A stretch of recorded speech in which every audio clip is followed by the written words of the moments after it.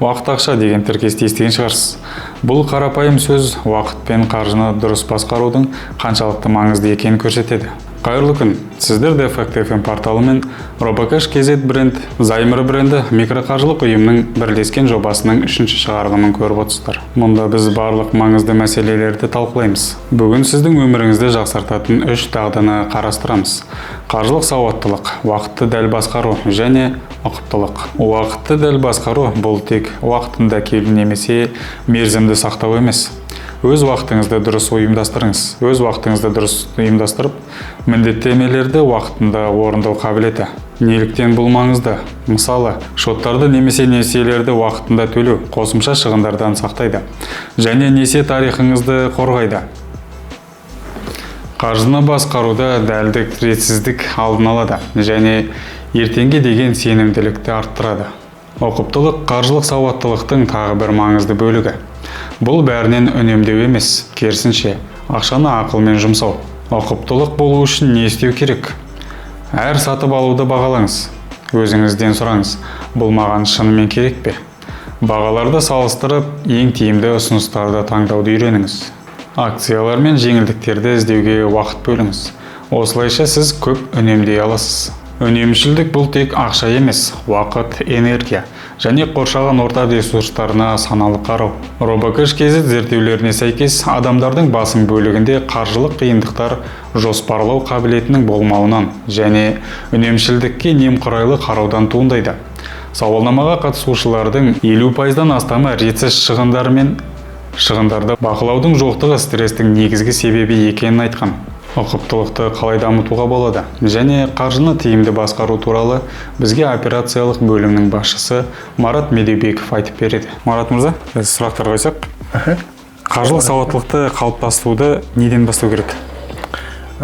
Өте орынды сұрақ. Қаржылық сауаттылық әлбетте ең бірінші бастамасы ол қаржыға деген ұқыптылық. Қаржының үлкенді кішілесі болмайды. Қолдағы бар қаражат үлкен дәулеттің, берекенің бастамасы деп есептесек болады. Бірақ ең негізі, ең басты шара ұқыптылық. Адамның жоспары, адамның әрбір әрекеті өзінің шамасына сай болуы тиіс. Әлбетте, әр адам өз өмірін жақсылыққа итермелеуді жөн көреді. Дұрыс қой. Жақсыға қарай ұмтылуымыз тиіс. Бірақ ұмтылыстың арты үлкен опық болмау керек. Сол үшін қаржылық сауаттың маңызы өте зор. Ең басы ұқыптылық. Әр жоспар өзінің талғамын, керекті шарасын талап етеді. Мінекей осыны айтар едім. Егер адам қаржылық қиындықтарға тап болса, қаржылық уайыммен қалай күресуге болады? Ең алдымен қаржылық тапшылық, қаржылық уайымның себебін талдау керек.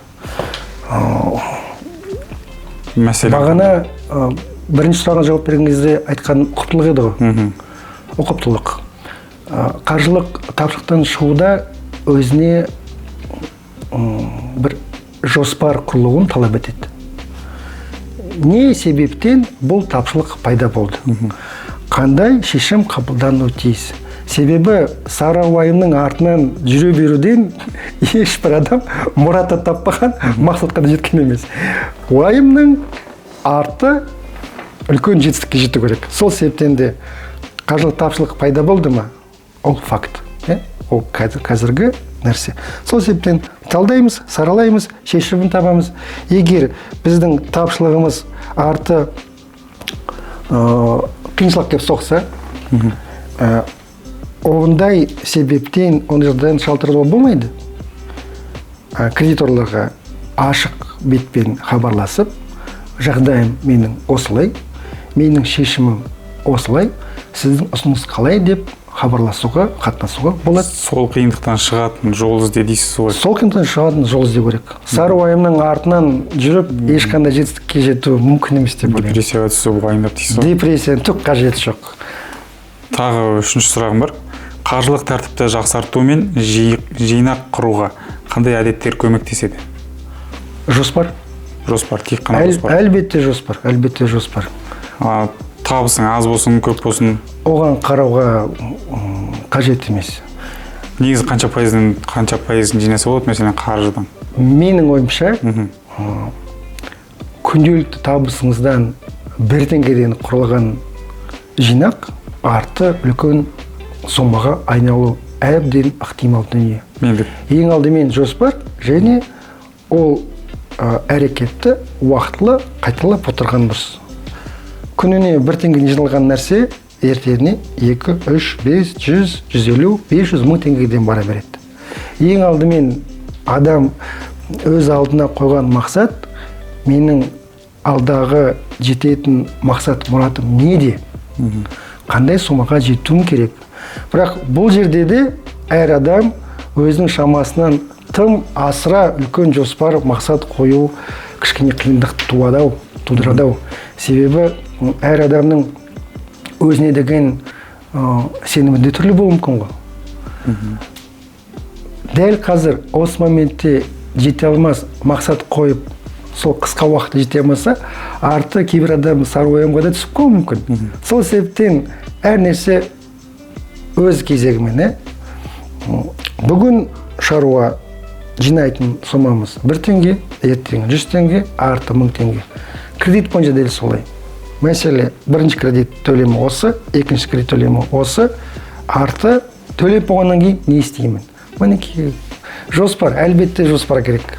Қаржылық жолын енді ғана бастап жатқан жастарға қандай кеңес берер едіңіз? Ұқыптылық.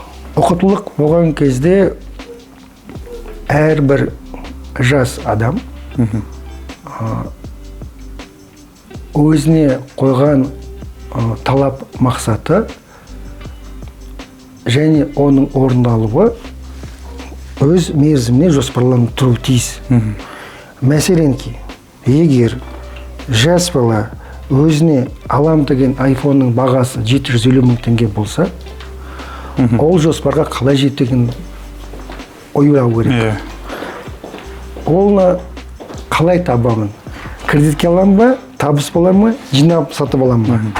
Егер өз шамасына жетпейтін шаруа орындалса, ертең күні тапшылықпен сары уайым айналуы мүмкін. Оқылық деген сол. Әр нәрсені өз орнымен жоспарлап орындау.